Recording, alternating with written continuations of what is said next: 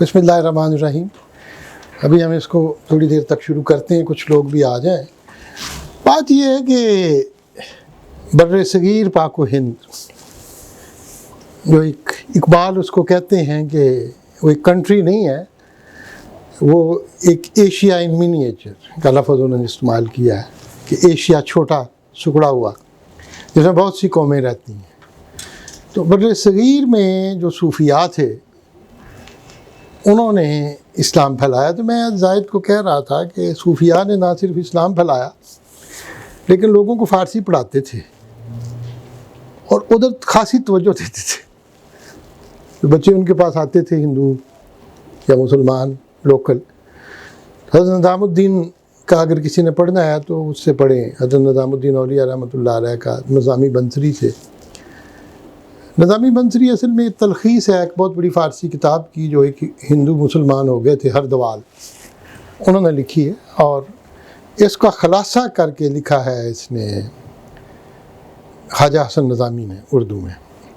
یہ کافی پاپولر، اس ماحول کو اگر آپ نے جاننا ہے تو میں نے پہلے بھی بتایا تھا کہ وہ ہندوؤں کی ایک اسٹیٹ تھی ساؤتھ انڈیا میں، دو گڑھی کے نام سے شاید، تو اس پہ محمد تغلق نے جب حملہ کیا اور تو ان کو ٹھیک ٹھاک ختم کر دیا، تو وہ جو فیملی تھی راجوں کی، انہوں نے اپنے ایک بچے کو 7-8 سال کا تھا، اسے کہا کہ تم مسلمانوں کے ساتھ بیٹھ کے فارسی پڑھو اور جا کے اچھی جاب ڈھونڈو بیوروکریسی میں تاکہ کل کو تمہارے روزی پانی کا۔ تو دہلی میں آ گئے۔ دہلی میں آ کے انہوں نے مختلف لوگوں کا ملا، وہ ہندو بچہ، اس نے کہا کہ جی میں آیا ہوں، کیا کرنے ہیں جی؟ فارسی پڑھنی ہے۔ تو کدھر جاؤں؟ انہوں نے کہا جی مفت پڑھنی ہے تو بابا جی رات کو شام کو بیٹھتے ہیں نظام الدین اولیاء رحمۃ اللہ علیہ، اور ساتھ امیر خسرو ہوتے ہیں، قوالیاں ہوتی ہیں، فارسی گاتے ہیں، کھانا بھی مفت ملتا ہے تو رکھ بھی لیتے ہیں، ادھر چلے جاؤ، اور کسی کو تخصیص بھی نہیں کرتے، کوئی ہندو ہے کہ مسلمان ہے، سب کو بٹھا لے۔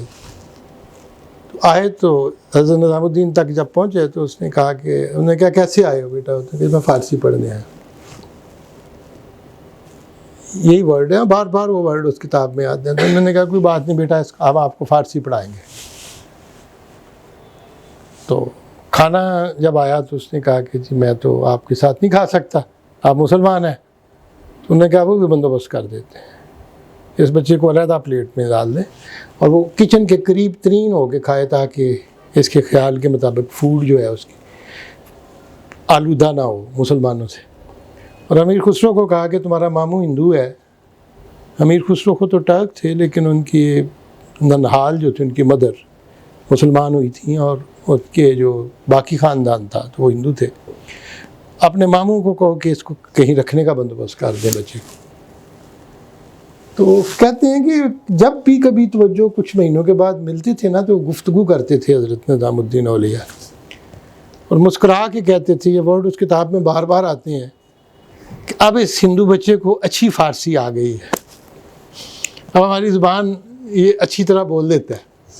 تو کہنے کا مطلب یہ تھا کہ ان بابوں نے فارسی کے سکول کھولے ہوئے تھے اور توجہ بھی دیتے تھے۔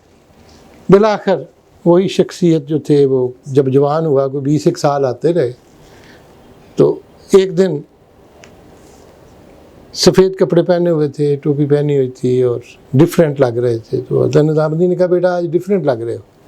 لیکن جی ہاں میں بالکل ڈیفرنٹ ہوں، میں نہا کے آیا ہوں، ہاتھ آگے کر ہاتھ کر کے کہتا اشہد ان لا الہ الا اللہ و اشہد ان محمد رسول اللہ۔ نظام الدین کی آنکھوں میں آنسو آ گئے، کہتے ہیں بیٹا بہت انتظار کرایا ہے، لیکن وہ کہتا ہے کہ انہوں نے مجھے کبھی بھی نہیں کہا مسلمان ہو جاؤ، جس کام آئے ہو وہ تمہاری جو کمٹمنٹ ہے وہ تمہیں فارسی پڑھانے کی ہے۔ دین اگر تم میں مل جاتا ہے ہماری صحبت میں تو تیری خوش قسمتی ہے، لیکن یہ جو کہتے ہیں نا مسلمانوں نے ڈنڈے کے ذریعے مسلمان کیا، وہ نہیں کیا۔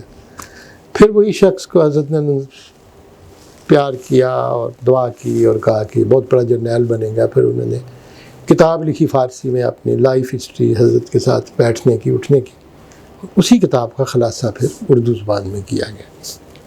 ہمارے جو بابے تھے یہ ان کی سنت ہے، طریقہ ہے کہ یہ پرشین پڑھائی جاتی ہے، فارسی دو طرح کی پڑھائی جاتی ہے، ایک تو بڑے اچھے طریقے سے زائد اس کو کنڈکٹ کر رہا ہے، بچی ہماری بڑے اچھے طریقے سے وہی دے، وہ بھی لگی ہوئی ہے، اور دوسرا طریقہ ہمارا ہے صوفیاء والا اور درویشوں والا۔ اور اب اقبال کے اوپر بہت سارے اثرات ہیں، جیسے میں نے پچھلی دفعہ آپ کو ایک غزل حضرت عبد القادر جیلانی رحمۃ اللہ علیہ کی فارسی کی سنائی کہ علامہ اس کے بھی متاثر ہوئے ہیں۔ اچھا، کوئی غزلیں ایسی ہیں علامہ کی جو ایک دم اس پہ اثرات سنائی کے یا تار کے اور ہاف ملتے ہیں ان پہ رومی کے، 800 سال 1000 سال پہلے چلے جاتے ہیں، ایک دم اگلی غزل ایسی آ جاتی ہے جہاں حضرت اقبال کی غزل کے اوپر ہمیں حافظ کے اثرات شیراز کے ملتے ہیں 600 سال پہلے کے، پھر ایک دم وہ مغلیہ دور میں آ جاتے ہیں آج سے 350 400 سال پہلے، جب ان کے اوپر صائب اور نظیری کے اثرات ملتے ہیں، اور کہیں کہیں عرفی کے اثرات بھی ملتے ہیں۔ مزے کی بات یہ ہے کہ یہ دونوں شخصیات صائب اور نظیری یہ بہت بڑے شاعر تھے، کوئی اس میں شک والی بات نہیں، اور اخلاقیات کی بھی بات کرتے تھے، کوئی لچرپن نہیں۔ اور غالب بھی اتنا مروب تھا، غالب دونوں کی تعریف کرتا ہے، غالب کہتا ہے نظیری مجھ سے بہت بڑا شاعر ہے لیکن عرفی کے میں برابر ہوں۔ یہ مرزا صاحب کا اپنے بارے میں خود یہ خیال تھا کہ میں کم از کم ہوں تو میں عرفی کے پائے کا شاعر ہوں۔ عرفی بھی انڈیا میں تھے، تو عرفی کی تو وفات ہی لاہور میں ہوئی تھی، 34 سال کی عمر میں ہی ڈائٹ۔ نظیری بھی انڈیا میں دفن ہے جیسے میں نے بتایا ہے۔ تو اقبال کے اوپر ان لوگوں کے اثرات، اس لیے جب میں اقبال کو پڑھتا ہوں ان غزلیات کو، اور پھر میں صاحب کو پڑھتا ہوں، اور پھر میں نظیری کو پڑھتا ہوں، ابو طالب کلیم کو پڑھتا ہوں، غالب ان کو پڑھتا ہوں، غالب سے پہلے کے شعراء کو، تو ایک دم مجھے یہ فیلنگ ہوتی ہے کہ جیسے ہم اکبر کے دور میں پہنچ گئے۔ اس دن ایرانین جشن تھا، میں بھی تھا، زاہد بھی تھے، ان کے کونسل جنرل فارسی میں گفتگو کو تقریر کر رہے تھے، مجھے ایکسیپٹ یہ لگا کہ کبھی اکبر بھی تو اسی طرح بولتا ہوگا نا، ہمارے دربار میں تو یہی زبان تھی نا، یہی لفظ تھے جو واپس آتے تھے بار بار، اور ہمارے، لیکن ہم نے تو اپنی روایت سے انحراف کیا۔ آپ لوگوں کی جو ہے وہ روایت کی طرف واپسی ہے، جس کو میں خراج عقیدت پیش کرتا ہوں، اور اقبال بھی ہمیں اس روایت کے ساتھ لاتے ہیں۔ حیرت یہ ہے کہ اگر ہم اقبال کو نہ پڑھیں فارسی کو تو اقبال نہیں رہتے، غالب بھی غالب نہیں رہتا اگر اس کی فارسی کو نہ پڑھیں۔ تو ان شخصیات کا جو ہیریٹیج ہے اس کی طرف جب ہم آتے ہیں تو اقبال کی یہ غزل اگرچہ میں نے پڑھائی ہے، لیکن آج میرا ایسے خیال آیا کہ میں اس کو براڈر، وسیع تر تناظر میں پڑھاؤں، اسے کہتے ہیں نا اس کے پس منظر میں، اور اس کے جلدی نہیں کرنی چاہیے۔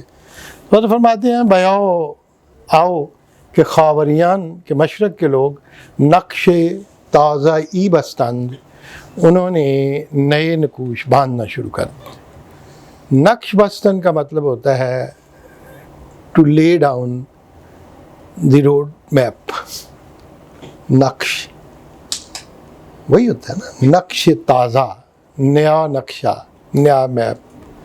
بستند، مشرق کے اندر جغرافیکل چینجز آنا شروع ہو گئی ہیں، اور نئے نقشے اور نئے نقوش ابھر رہے ہیں مشرق کے اندر۔ یہ پہلے مصرے کے معنی ہیں۔ بیاؤ آؤ دیکھو کہ خاوریان، خاور مشرق، خرہ و فرہ، کر و فر، خر خورشید، خاور خورشید کے طلوع ہونے کی جگہ۔ بیاؤ کہ خاوریان، آؤ دیکھو کہ مشرق کے لوگ نقش تازئی بستند، دیگر مرو به طواف بتی کے بشکستند، دیگر دوبارہ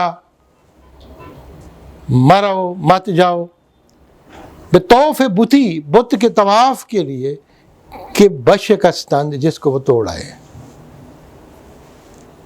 انڈیا کے تناظر میں اگر آپ دیکھ لیں تو انڈیا بھی ایک بت خانہ تھا نا، تو مسلمانوں نے بت خانہ توڑا ہے نا. تو کہتے ہیں کہ جس بت کو آپ کے بزرگوں نے توڑا ہے اب اس کے طواف کے لیے مزید آپ اس کے ارد گرد نہ پھریں.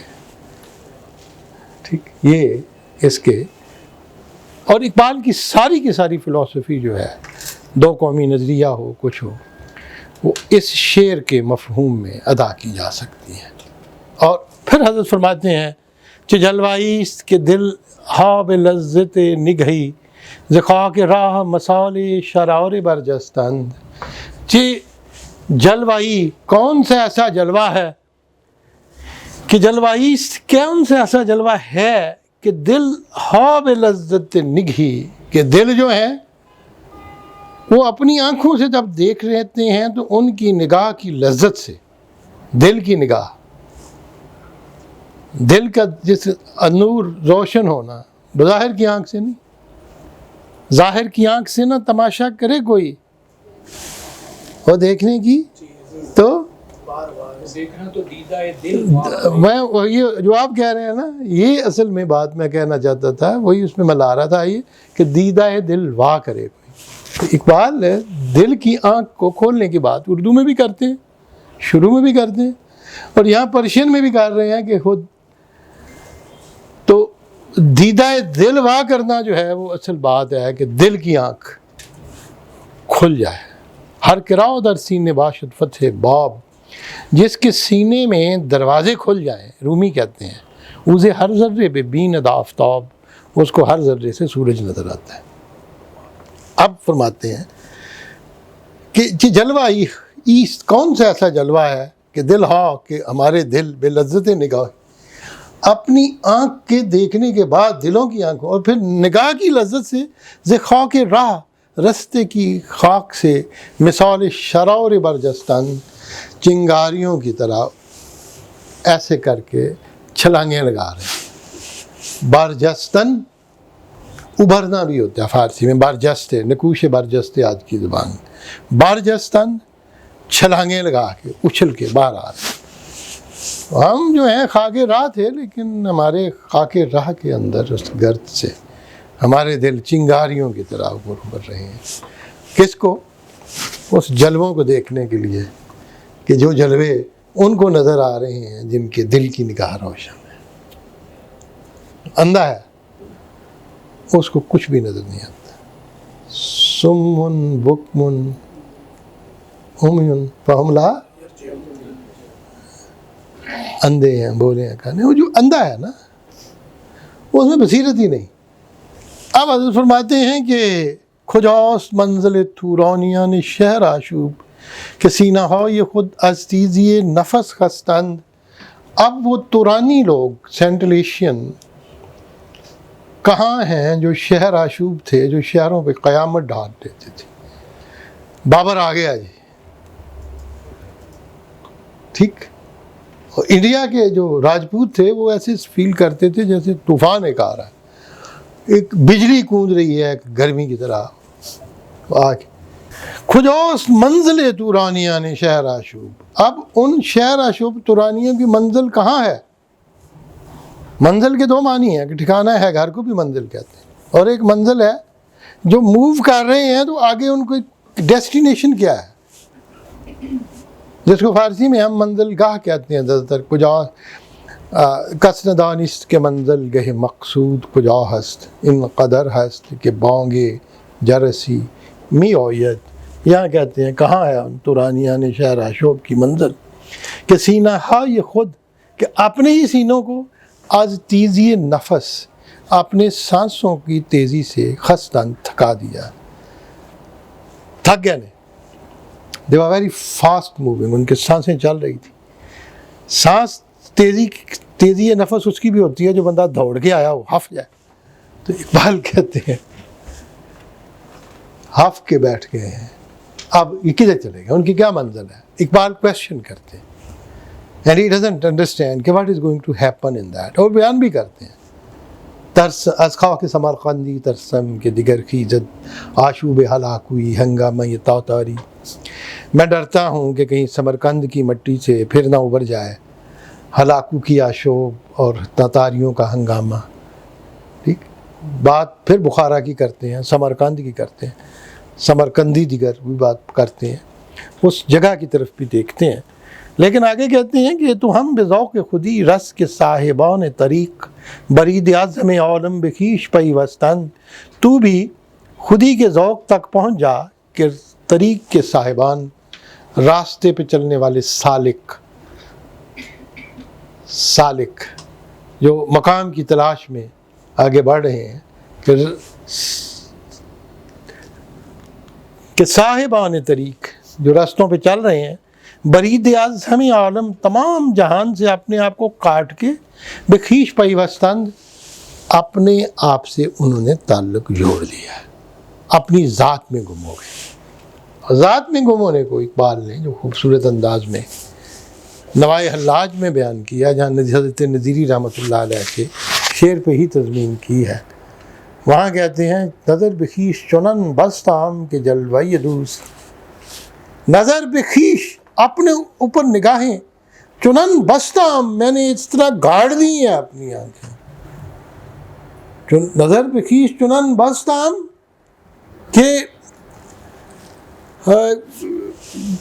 کہ جلوہ یہ دوست, کہ محبوب کا جلوہ, خدا کا جلوہ, جہن بگرفت و مرا فرصت تماشا نیست. میرے محبوب کے جلووں نے پوری دنیا کو اپنی لپیٹ میں لے لیا ہے, لیکن مجھے دیکھنے کی فرصت نہیں.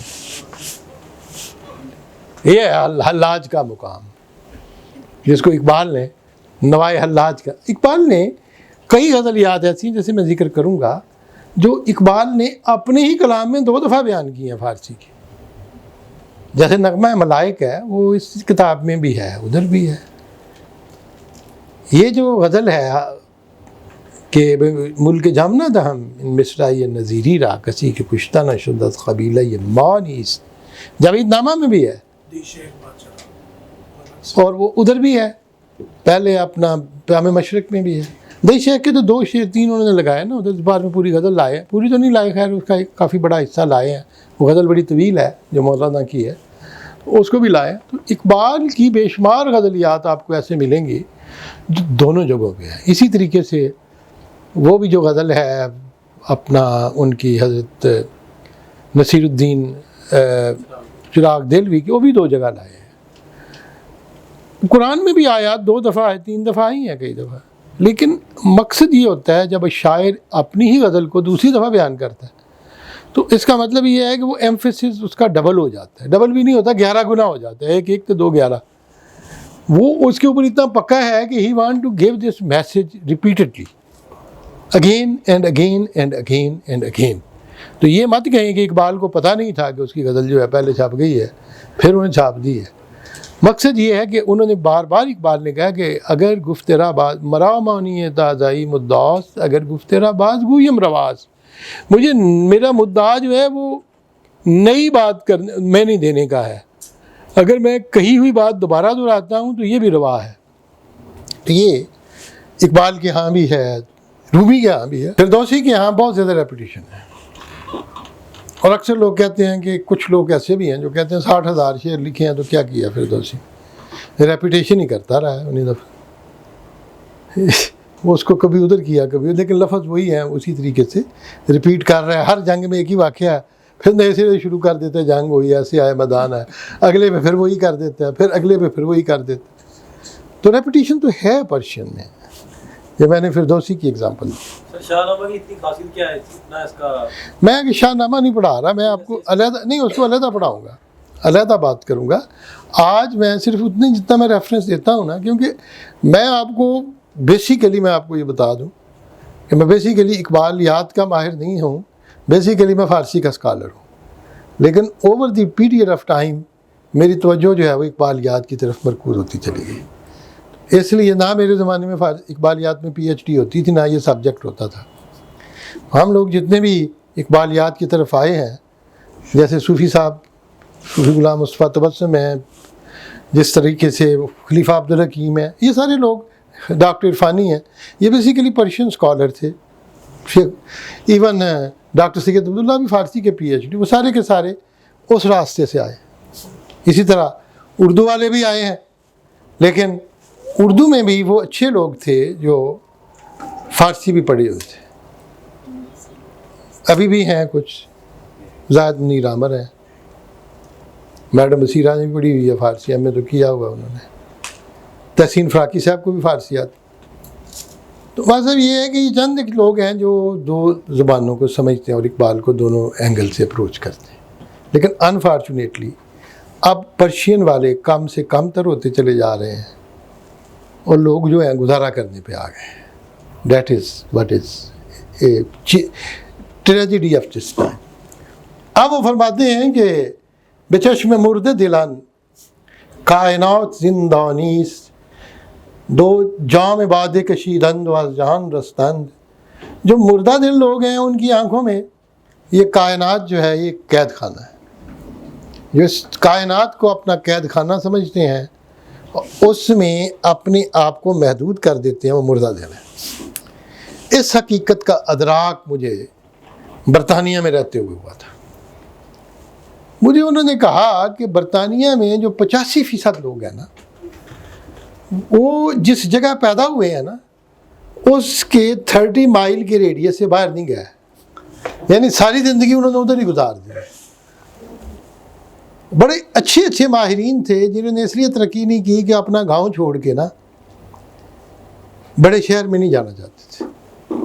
میرا اپنا استاد پروفیسر مارس لانگسن وہ کہتا ہے ایک دن بڑے فخر سے کہ جس گھر میں پیدا ہوا تھا، میرا ابا بھی ادھر پیدا ہوا تھا اور میرا دادا بھی ادھر پیدا ہوا تھا اور میرا بیٹا بھی اسی گھر میں پیدا ہوا اور میرا پوتا بھی اسی گھر اور گاؤں میں رہ رہا۔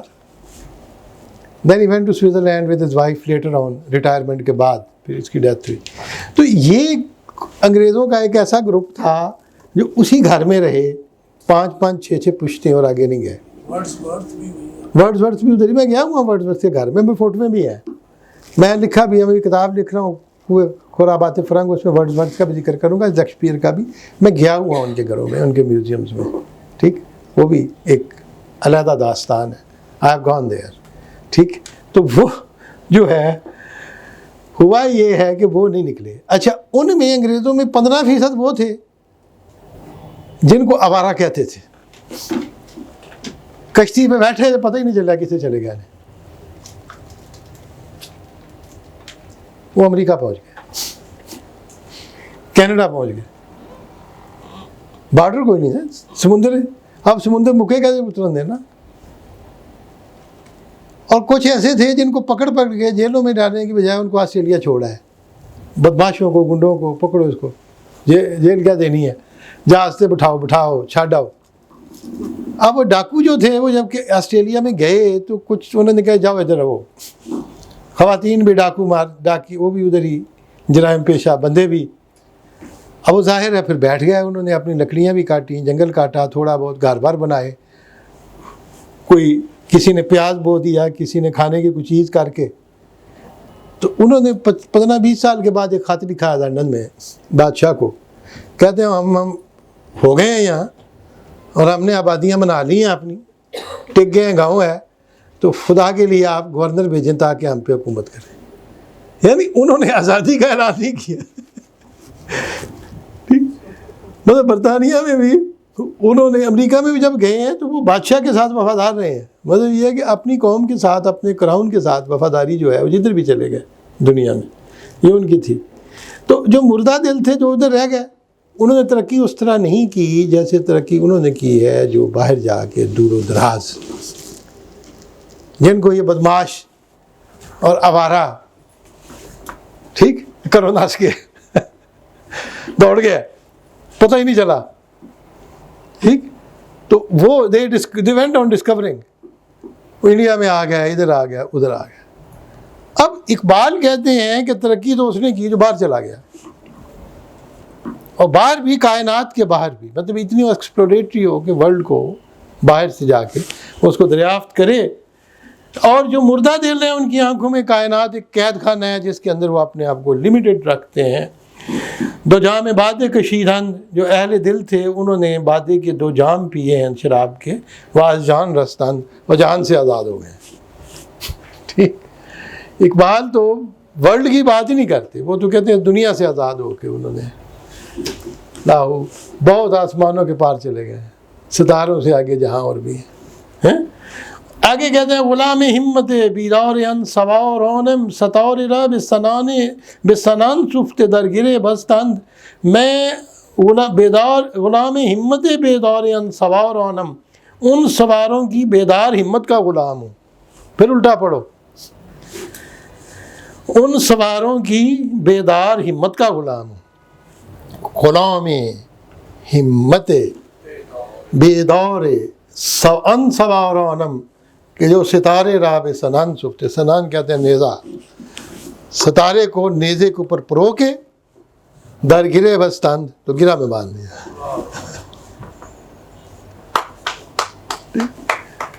کائنات سے باہر نکل کے آگے کہتے ہیں فرشتے را دیگران فرصت سجود کجاست کہ نوریان بے تماشائے خاکیان مستند. فرشتوں نے اللہ کو اس وقت تک ہی سجدے کیے ہیں جب تک آدم نہیں پیدا ہوا. اقبال کا یہ کام ہی کوئی نہیں سی. اللہ میں کھٹکتا ہوں دل یزداں میں کانٹے، تو فقط اللہ ہوں. اللہ ٹھیک، میں جو بھی بات کرتا ہوں میں اقبال کے الفاظ میں کرتا ہوں. تو اللہ کرتے رہے.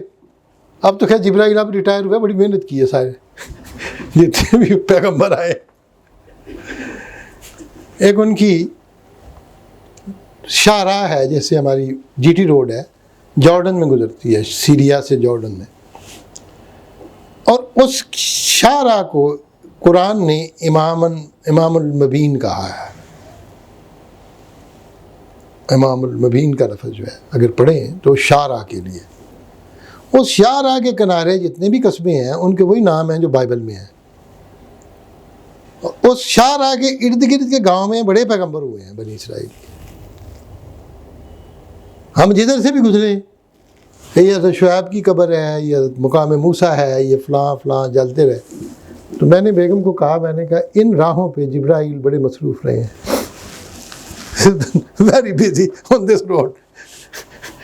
ٹھیک، تو امام قرآن سورہ یاسین کو پڑھے اور اس کی تفسیر کو پڑھیں کسی سے. میں نے تو تفاسیر کو پڑھا تھا کیونکہ میں نے قرآن کے درس قرآن دیتا تھا، تو اس وقت کافی میں ڈیپتھ میں اس وقت ساری تفاسیر کو پڑھا کرتا تھا ایک زمانے میں جب میں ینگ تھا اور انگلستان میں تھا. تو پھر کہتے ہیں فرشتے کو دیگر دوبارہ پھر سے، دیگر دوبارہ یا پھر سے، فرشتے کو پھر سے ان فرصت سجود کجاست، سجدوں کی وہ فرصت کہاں ہے جو پہلے کیا کرتا تھا. جو میں آپ کو بات کر رہا نا، فرشتے را ان فرصت دیگر ان فرصت سجود کجاست کہ نوریان، کہ وہ نور کی جو مخلوق ہیں یہ فرشتے، بے تماشا یہ خاکیان مستند، ان خاکیوں کو تماشا دیکھنے میں مست ہوئے ہیں. فرشتے سارا تماشا دیکھ رہے ہیں، بان کی رہا ہے. اور اگر قرآن کی فلسفے کو دیکھیں، اقبال کا ساری شاعری قرآن پہ مبنی ہے نا. تو قرآن میں کیا ہے؟ اللہ نے کہا آدم بنانا ہے، فرشتے نے کیا دیکھیں گے کہ یہ کرے گا، خون ریزی کرے گا، یہ کرے گا، وہ کرے گا. اللہ نے کہا تو ہم نہیں پتا میں کی کار رہا ہے. انہوں نے کہا اچھا دیکھیں گے پھر کہ نوریان میں تماشا ہے خاکیان مستند. سورہ بقرہ کو پڑھیں اور اس کو پڑھیں. اقبال قرابے برسرے ابرے بہور بے شکستند. قرابے کہتے ہیں شراب کی سرائی کو، بے ہوش میں سیر چمن کن، چمن کی سیر کر، کہ شاہدان مستند، کہ ہمارے محبوب جو ہیں خوبصورت لوگ وہ مست ہو گئے ہیں. اور قرابے برسر ابر بہار بے شکستند، اور شراب کی سرائیاں انہوں نے بہار کے بادل کے سر کے اوپر توڑ دی ہیں. یہ ہے حضرت نظیری، چمن پہ اول کشست و صبا قدا پہی موئی معاشران صبوہی زخواب برجستند. یہ دیکھیں نا، برجستند اقبال کا وہی لفظ. چمن پہ اول کشست، یہ چمن جو ہے اس نے پیالے اٹھائے ہوئے ہیں، کشیدن اٹھا کے لے کے جانا. یہ جو لالا ہے نا، وہ کھلے لالا، اس کو فارسی والے پیالہ کہتے ہیں، جام لالا، یہی کہتے ہیں نا، بارہا اقبال نے بھی کہا ہے اس کو۔ چمن جو ہے اس نے گلے لالا کے پیالے اٹھائے ہوئے ہیں اور شراب سے بھرپور ریڈ کلر کے صبا، اور بعد صبا جو ہے قدا پہ موئی، اور بعد صبا آ کے ان کے قدا جو ہے پیالہ قدا اس کی پیمائش کر رہی ہے۔ قدا پیمائی کرنا، بادہ پیمائی پینا بھی، تو پینے کو بادہ پیمائی کیوں کہتے ہیں؟ بادہ پیما، حالانکہ رستہ چلنے والے کو بھی کو کی پیمائش کر رہا ہے، یعنی سٹیپ بائی سٹیپ جا رہا ہے نا۔ فلک پیما آسمان کے اوپر، بادہ پیما کیا مطلب ہوا فارسی میں؟ بادہ پیما کا مطلب یہ ہے کہ تھوڑا تھوڑا کر کے پینے میں کہ سارا اکٹھا تو نہیں پی رہا، کتنا پیا۔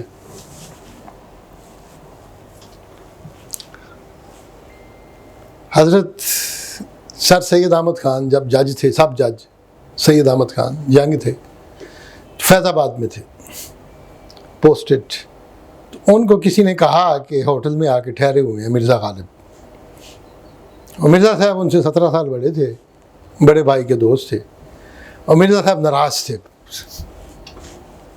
سر سید سے۔ سر سید نے کتاب لکھی تھی، کتاب لکھی بھی نہیں تھی، اس کو آئین اکبری کو انہوں نے ایڈٹ کیا تھا، مرزا صاحب کو بھیجی تھی اس پہ تقریض لکھنے کے لیے۔ مرزا صاحب نے شروع میں محنت کر کے تقریض لکھی فارسی میں، سر سید نے کتاب چھاپ دی، مرزا صاحب کی تقریض غائب کر دی۔ اور مرزا صاحب شاعر کے آپ شعر لکھا کے شامل نہ کریں، جاؤ کتنے ہو، پھر بھی مرزا غالب ہوئے۔ اب دل میں خیال آیا سید احمد خان کو کہ چاچا جی نے منا کے لیا، وہ چاچا جی کہتے تھے، چاچا غالب ہم تو کہتے ہیں لیکن وہ چاچا جی ان کے۔ تو سرائے میں گئے ہوٹل میں کہ چاچا جی بسم اللہ آؤ میرے گھر شفٹ ہو جاؤ۔ منو کے نا تو سامان اٹھا کے اپنے گھر لے گئے، سرکاری جو رہائش گاہ تھی۔ اب مرزا صاحب جو تھے نا وہ بیٹھ گیا ڈرائنگ روم میں، جو بھی بیٹھک تھی مجلس، اب لوگوں کو پتہ چل گیا شہر میں مرزا غالب آئے ہوئے ہیں، فارسی کے بہت بڑے شاعر، تو سارے ملنے کے لیے آئے۔ مرزا صاحب نے ایک بوتل تھی شراب کی تو لے آ کے سامنے رکھی تھی میز۔ سر سید کو غصہ آ رہا تھا مرزا صاحب پہ۔ مرزا صاحب واش روم میں گئے، سر سید نے بوتل اٹھائی، اندر پیچھے کر کے چھپا کے رکھ دی۔ اب مرزا صاحب آئے تھے، بوتل کوئی نہیں سی۔ مرزا نے کہا ابھی بھی یہاں کوئی چیز تھی ہماری، ادھر آؤ، اشارہ کر کے اندر لے گئے۔ میں کہا رسوئی پئی اندھیرے، جب دل کرے نا تو پی آیا کرو، ٹھیک سے ایسے رکھ۔ مرزا صاحب نے بوتل دیکھی، بوتل دیکھ کے تو ایسے کہتے لگتا ہے کچھ خیانت ہوئی ہے، یہ ہے بادہ پیمائش کر رہے ہیں، ٹھیک۔ سر سید کہتے ہیں غصے میں تو چاچا جی تھوڑا خیال ہے میں پیتی ہے، داڑھی داد پھیر کے کہتے ہیں میں پیتی ہے۔ تو مرزا غالب کو حافظ یاد آ گیا، کہتے ہیں وائزن کن جلوے بر محراب ممبر می کنند چون بے خلوت می روندن کار دیگر می کنند۔ یہ وائز جو ممبر محراب کے نیچے ممبر پہ بیٹھ کے جلوہ دکھاتے ہیں، جب خلوت میں جاتے ہیں تو کچھ اور ہی کام کرتے ہیں۔ ساتھ ہی مرزا صاحب مسکرائے اور سر سید کو گلے لگا لی۔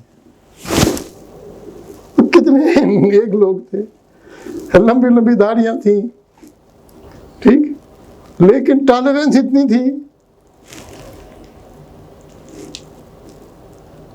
یہ دور ہوں کہ چاچا جا باہر چک کے شراب دی بوتل باہر سٹ دے، چاچے کا سامان چک دے، ٹھیک، لیکن they respected each other, they loved each other.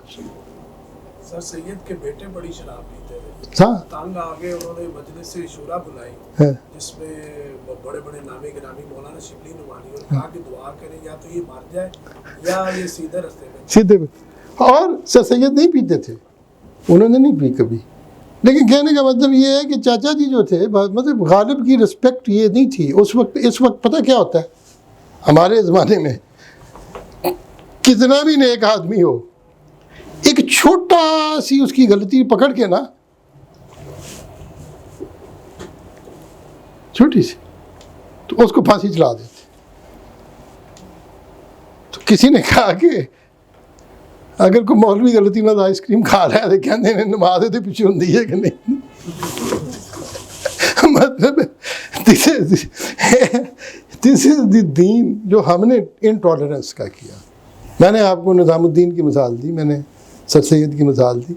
تو میں فرماتی ہے کہ چمن پیال کا شستو صبا کدا پیما, اور بات صبا جو ہے وہ شراب کے پیالے کو ناپ رہی ہے. معاشرہ نے سبو ہی سے خواب برجستند, اور سبو ہوتا ہے صبح کی مارننگ کی شراب. جو معاشرہ نے سبو ہے, جو صبح کی شراب پینے والے معاشرے کے لوگ ہیں, خواب برجستند, وہ اپنی خواب سے نیند سے چھلانگیں لگا کے باہر آ رہے ہیں. اور کہا ہے وزیر خرقے نہان بادمی خورد صوفی حکیم و عارف و زاہد, ہمیں از این دستند خرقے کے گدڑی کے نیچے چھپا کے صوفی بھی شراب پیتا ہے. بات میں کی ہوتی ہے. اب میں تھوڑا سا فرینک ہوں, میرے بڑے قریبی شاگرد ہیں ٹھیک, وہ فارسی شاعری میں بار بار شراب کا ذکر آتا ہے ٹھیک, اور اس کے معنی بھی ڈیفرنٹ ہے, میں آگے جا کے آپ کو بیان کروں گا.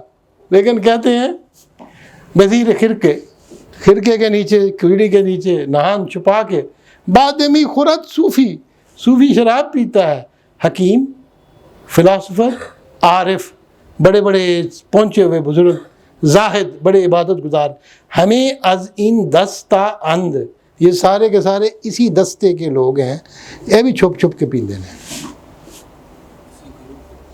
یہ نہیں کہ شراب پیتے ہیں. کون سی ہے شراب زاہد نہ پی سکے اور نہ کسی کو پلا سکو گے, کیا بات ہے تمہارے شرابے, وہ نہیں مجھے پتا کون سی. لیکن حضرت نظیری کہہ گئے ہیں جہان و عیش خضر حرف قاف سی مرغست, در حریم فنا در حریم فنا زن کہ نیستان ہستند. جہان و عیش خضر, یہ جہان اور خضر علیہ السلام کی زندگی اگر مل جائے تو اس کی عیش یہ ایسی ہے جیسے سی مرغ کے اندر قاف کا حرف ہے, وہ ہے ہی نہیں قاف کا حرف سی مرغ کے اندر, تو ہے ہی نہیں پاسیبل کہ اس دنیا کے اندر آپ کو ہمیشہ کی زندگی کی عیش و عشرت مل جائے. در حریم فنا زن, فنا کے حریم پرائیویٹ چیمبر کے دروازے کو کھڑکھٹا کہ نیستان ہستند, کہ جو نہیں ہے وہ ہے. نیست کی جمع نیستان, یہ نیستان نہیں ہے. پرشین میں آپ کو بار بار غلطی لگتی ہے, لیکن جب آپ تکامل پہ پہنچتے ہیں پھر آپ کہ نیستان جو نہیں ہے وہ ہے, جو ہے وہ نہیں ہے, جو ہے نہ ہوگا. انچن بودستو, وہ کہتے ہیں اقبال کہتے ہیں کہ انج بودستو نباید ز جہان خواہد رفت, منج بائیس تو نبودستو ہمن خواہد بود.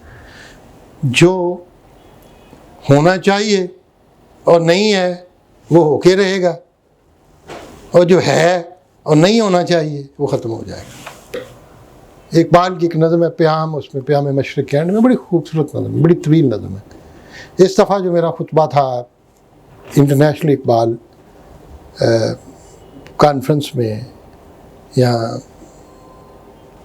اقبال اکیڈمی میں یا وہ ایوان اقبال میں, اس میں میں نے چونکہ پیام مشرق کا تھا سال پچھلا, تو میں نے پیام پہ اپنے آپ کو رکھا تھا اس کے ساتھ. میں ہمیشہ جب ایک تھیم بناتا ہوں تو میں زیادہ اپنے خیالات کو بکھیرتا نہیں ہوں, میں سمیٹنے کی کوشش کرتا ہوں. اب وہ کہتے ہیں کہ در حریم فنا زن, فنا کے حریم کے دروازے کو کھٹکھٹا دے کہ نیستان ہستند, جن کو تم مار چکے ہو وہ تو زندہ ہے, تو نخل خوش ثمر کیستی کہ باغ و چمن ہمیں ذکیش بری دندو در تو پیوستند، تو اچھے فروٹ والا، اچھے ثمر والا درخت کون سا ہے کہ باغ اور چمن ہمیں ذکیش بری دند، اپنے آپ سے تعلق توڑ کے در تو پیوستند، تیرے ساتھ تعلق جوڑے۔ بات یہ ہے کہ اگر ایک ایسا درخت جو بہت ہی ثمر آور ہے تو باغ اس کی وجہ سے مشہور ہو جاتا ہے، وہ باغ کی وجہ سے مشہور نہیں ہوتا۔ تو نظیری کہتے ہیں تو نخل خوش ثمر کیس تھی، تو کچھ کا خوش ثمر نخل ہے کہ باغ و چمن، بے غربت تو چنن تشتام کے صبرم نیس، بے قدر فرصت ان ماہیان کے در شستند، بے غربت تو چنن تشتام، تیری غربت میں، غربت کہتے ہیں غریب الدیار جس کو ہم کہتے ہیں، تیر سے فاصلے میں علیحدہ ہو کے، اس قدر میں پیاسا ہوں کہ مجھے صبر نہیں ہے، بے قدر فرصت آن، اتنی فرصت ہے کہ ان ماہیان کے در شستند، ان مچھلیوں کی طرح جن پہ لوگ نشانہ لے کے بیٹھے ہوتے ہیں، جتنی ان کو فرصت ہے اتنی مجھے فرصت ہے۔ اب میں اگر اس ساری کو پڑھاؤں تو پھر تو نظیری آ جائے گا نا آگے، تو اگر جسے آپ فرماتے ہیں نا اقبال، زبی کروری افلاق داغ ہو دورم کے تاج، یہ نظیری کہتے ہیں کہ تاج شوق تو برخاستند نشستند، نوا فزون از انداز بریش میں عود، غزل بے زمزم خانم کے پردہ ہا بستند، نوا فزون از انداز بریش میں عود، نوا جو ہے میرے نغمے وہ اندازے سے زیادہ بڑھ گئے ہیں، اور عود جو ہوتا ہے ایک خاص میوزیکل انسٹرومنٹ، اس میں ریشم لگی ہوتی ہے کہ بریش میں اندازہ ہے، بریش میں عود، عود کے ریشم کے کپڑے کے اندازے سے نوا زیادہ ہے، غزل بے زمزم خانم، اس لیے میں غزل گنگنا کے گاتا ہوں کہ پردہ ہا بستان، کہ انہوں نے اس نوا کے پردوں کو باندھ رکھا ہے۔ یہ آئیڈیا اقبال کے ہاں بھی ملتا ہے ان کا، اور اگر اس کو دوبارہ پڑھیں، بےہوش سیر چمن کن کی شاہدن مستن، قراب برسر ابر بہور بے شکستن، بیاو کے خاورین نقش تازائی بستن، دیگر مرو بے طواف بدھی کے بشکستن۔ اب ہے تو وہی چیز، کیوں بھائی سلمان، کوئی ڈیفرنٹ تو نہیں ہے نا؟ اور عرفی کہتے ہیں فتائی دل و جانم بے نال بردستند، کہ ناز و اشوز تاثیر صحبتش مستند، اور صاحب کہتے ہیں فسردگان کے طلسم وجود نہ شکستند، از این چه سود کہ چون کف پہ بحر پیوستند۔ یہ آپ اگر ان ساری غزلیات کو دیکھیں تو ایک ہی زمانے کے 3 شعراء نے کہیں۔ اقبال اس وقت اپنے آپ کو مغلیہ دور میں لے گئے ہیں، اور ان کا انداز بھی اسی طریقے سے ہو رہا ہے جیسے اکبر کی محفل کا دور۔ اقبال فارسی کی جو نون روایت ہے اسلام کے بعد کی 1100-1200 برس کی، اقبال آپ کو ہر روایت کے ساتھ منسلک نظر آئیں گے، تاریخ کے ان کے ہاں بہت زیادہ۔ اب ایک ایسی غزل ہے جہاں اقبال اپنی روایت سے آگے بڑھ جاتے ہیں۔ اب مسئلے کی بات یہ ہے کہ وہ اگر آپ نے فوٹو لے لی، آپ لے لو فوٹو، بیٹا یہ بڑی امپورٹنٹ چیزیں آپ کے لیے، اور آگے جو ہے تحقیق زندیق۔ اور مزے کی بات یہ ہے کہ اسی بحر میں اور انہی الفاظ پہ جو رومی نے استعمال کیے ہیں اور حافظ نے اس دور میں، اور عربی کے یہ ہیں یہ قافیے، اور یہ فارسی کی روایت کے خلاف ہے۔ فارسی کی روایت میں زائد قافیے کے بعد ردیف ہوتی ہے عموماً، اردو میں بھی حسن ما گرچہ بے ہنگامے، کیا ہے حسن ما گر بے ہنگامے کمال اچھا ہے، اس سے میرا مہ خورشید جمال اچھا ہے، جمال کمال، اور بازار سے لے آئے اگر ٹوٹ گیا ساغرز جم سے میرا جامے صفال اچھا ہے۔ اچھا ہے جو ہے وہ ردیف ہے، اور صفال اور کمال قافیہ ہے۔ عربی شعراء جو ہیں بعض اوقات قافیے پہ عموماً قصیدے میں قافیے پہ اینڈ کرتے ہیں، فارسی میں قافیے پہ اینڈ نہیں کیا جاتا۔ اور جب بھی قافیے پہ اینڈ کیا جاتا ہے تو عربی کی روایت کو فارسی میں ٹرانسپوز کیا جاتا ہے۔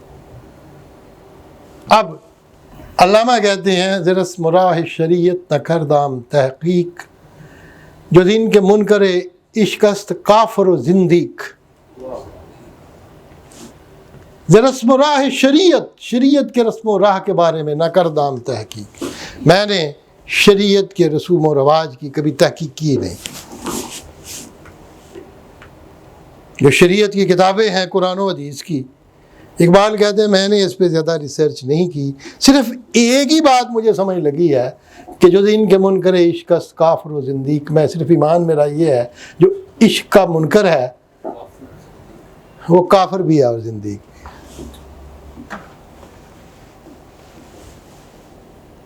ٹھیک، اقبال کہتے ہیں مجھے شریعت میں ایک ہی لفظ سمجھ لگی ہے، جو عشق کا منکر ہے۔ اب میں اقبال کو اقبال کے ساتھ کمپیئر کرتا ہوں۔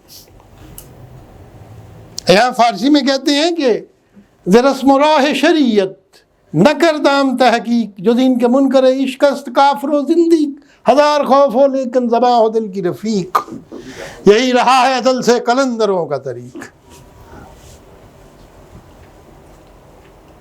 سر وہ ایک جگہ اور بھی کہتے ہیں کہ جس نے تخلیق نہیں کی وہ بھی کافر، وہ کہتے ہیں کہ ہر کے اورا قوہ تحقیق نیست تو قوہ تخلیق نیست، پیش ما جو کافر و زندیق نیست۔ کافر و زندیق کا لفظ اگر کسی نے پڑھنا ہے تو میری کتاب Iqbal and sages of the East کا زندیق کا چیپٹر پڑھو، وہاں میں نے زندیق کی جو وضاحت کی ہے کسی اور نے نہیں کی، اس کے اوپر کوئی کسی بندے نے اس کا زندیق پہ نہیں کی، کافر و زندیق پہ۔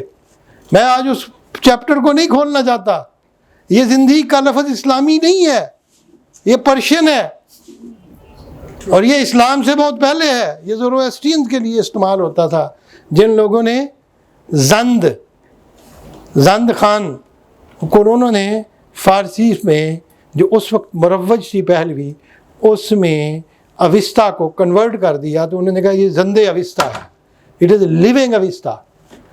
جو دو ان کے مولوی تھے پارسیوں کے، ہمارے مولویوں کی طرح تھے، کوئی ڈفرینٹ نہیں تھے، ان کے بابے، تو انہوں نے کہا کہ جس نے زند کو پڑھا وہ زندق ہو گیا، اور ان کو مارتے تھے۔ یہ ماڈرن ہو گیا، یہ تو دیکھو اصل اوریجنل ٹیکسٹ میں پڑھ ہی نہیں رہا، جنہوں نے ٹرانسلیٹ کر کے پڑھ دیا۔ ٹھیک، جب اسلام آیا اور انہوں نے قبضہ کیا تیسفون پہ، اس پہ جو ان کا کیپٹل تھا مدائن، وہاں آلریڈی زوروسٹرین جو تھے ایک گروپ کے پیچھے پڑے ہوئے جن کو کہتے ہیں زندق۔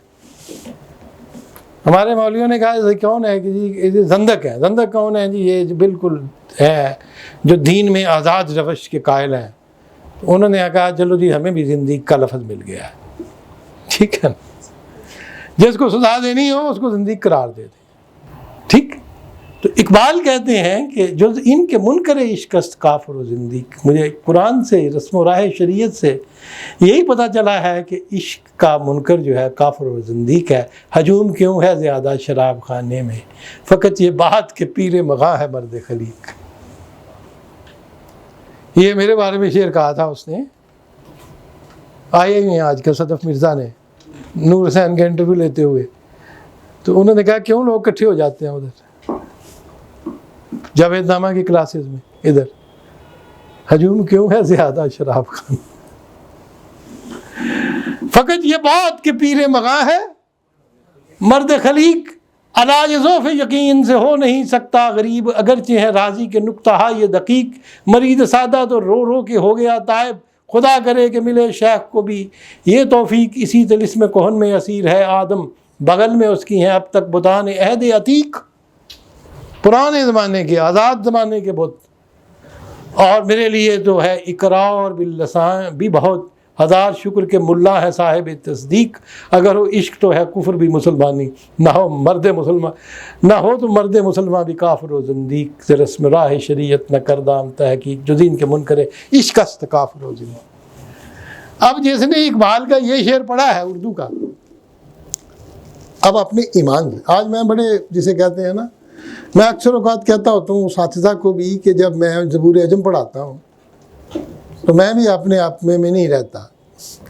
اور بات یہ میری وہی ہے کہ خود حقیقت نقد حال باستان کہ جو کیفیات ان پہ گزر رہی تھی میری بھی وہی کیفیات.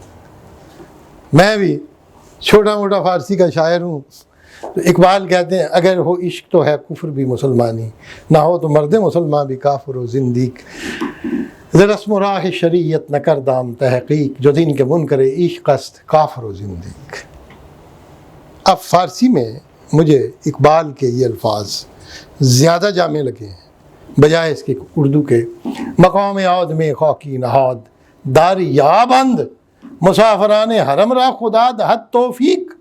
آدم خاکی کے مقام کی جو فطرت ہے دریا بند، اس کو دریافت کر لیں گے.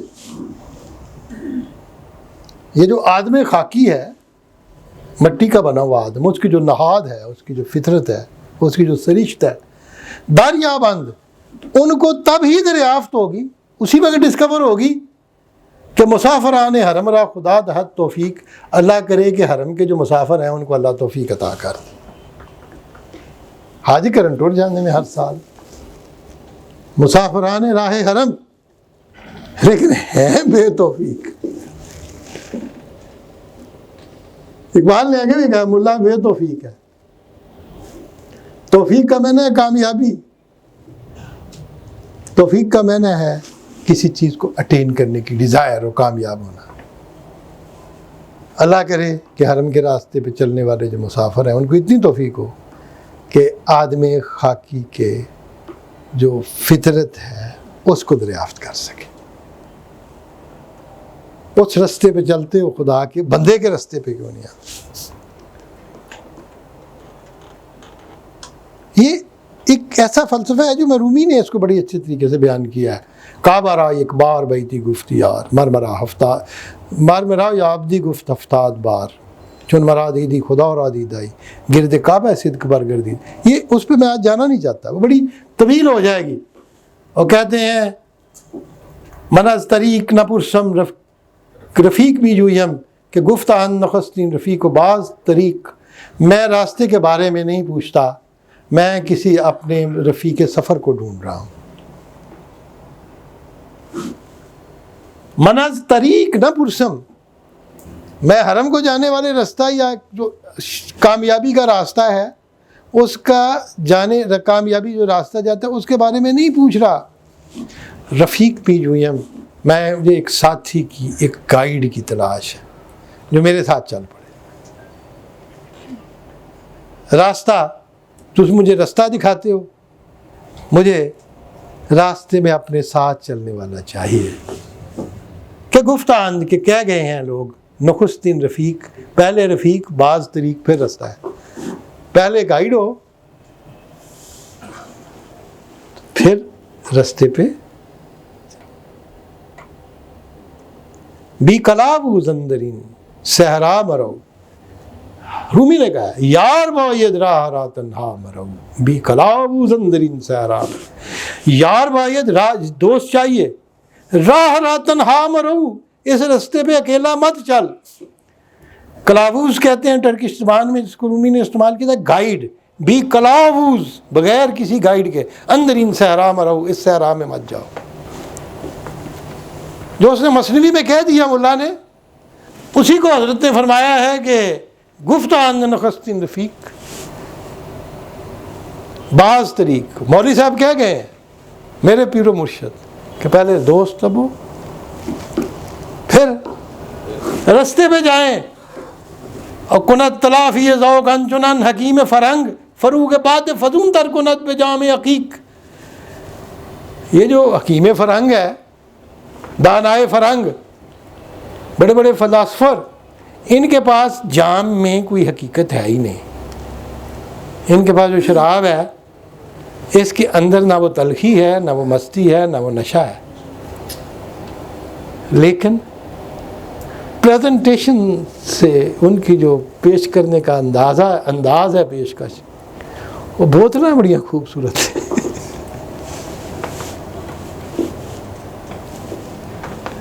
رنگ دار بوتلیں، کلرڈ. اصل بوتل ہی بوتل ہے، لیبل ہی لیبل ہے.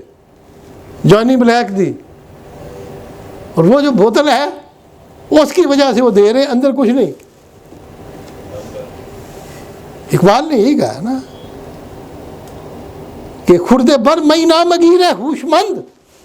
یہ جو میری مینا ہے شراب کی سرائی، اس پہ مت تنقید کرو، اس کے ایپ مت ڈھونڈو، میرے فارسی اشعار کی لینگویج پہ مت جاؤ. چشم را بر خردہ یہ مینا بے بند، اپنی آنکھیں بند نہیں ہیں تو اس خردہ پہ ڈالیں جو اس مینا کے اندر ہے. یہ میں بار بار آپ کو کیوں کبھی رومی کا حوالہ دیتا ہوں، کبھی نظیری کا دیتا ہوں، کبھی اقبال کا دیتا ہوں، اقبال کا اپنا دیتا ہوں اردو کا.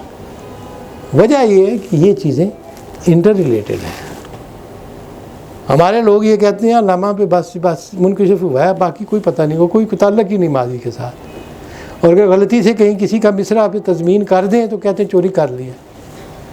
وہ خدا کے بندو، یہ فارسی شاعری ساری آپس میں منسلک اور منطبق ہے. آج نہیں آئے نا جاوید صاحب، تو ہوتے تو میں ان کو بتاتا، وہ ان کو پتہ ہے. تو اس نے کہا ہے نا بانگے درا کے دیباچے میں سر عبد القادر نے، ان کے دادا نے، غالب کی روح کو عدم میں جا کے چین نصیب پھر اقبال کی شکل میں آ گئی ہے. یہ خیالات پھر واپس آ جاتے ہیں، یہ تصورات. رومی کہتے ہیں میں نے بڑی مثنوی لکھ دی ہے لیکن پوری نہیں کر سکیا. گر بگویم شرعین بھی حد شود مثنوی ہفتاد من کاغذ شود. اگر میں اس کی شرح اور بیان کروں تو بے حد ہو جائے گی، اور مثنوی جو ہے وہ 70 من کاغذ بن جائے گا. اور آگے کہتے ہیں باقی ان گفت آیت بیگمان در دل ہر کس کے دارت نور جان. جو باقی بچا ہے وہ بغیر کسی شک کے خود بخود نازل ہو جائے گا. باقی ان گفت آیت بیگمان در دل ہر کس، اس شخص کے دل میں کہ دارت نور جان، جس میں اللہ نے جان کا نور عطا کیا. وہ ٹی وی کے نشریات جاری ہیں لیکن ریسیپشن وہیں ہوگی جہاں پہ ٹیلی ویژن سیٹ ہوگا. خیالات آ رہے ہیں، آتے ہیں غیب سے مضامین خیال میں. غالب سریر خامہ نوائے سروش ہے، کہ جو سروش کی آواز ہے وہ اس کا بستر ہے جہاں پہ میرا قلم جا کے ٹکتا ہے اور ریسٹ کرتا ہے. پھر سروش کا پوچھیں گے میں پڑھا آیا ہوں جاوید نامہ میں یہ ساری چیزیں. It's so beautiful poetry. آج اس نے مجھے انٹاکسیکیٹ کیا ہوا ہے. اور فرماتے ہیں کند تلافی ذوق انچنن حکیم فرنگ. حکیم فرنگ اس طرح ذوق کی تلافی کرتا ہے. ہمارا ذوق ہے نا، تو جب اس کی شراب حکیم فرنگ کی ہمارے ذوق کے ساتھ مناسبت نہیں رکھتی تو اس کو اٹریکٹ کرنے کے لیے، اس کی تلافی کرنے کے لیے کیا کرتا ہے؟ فروغ باد فضون تر کند بجام عقیق.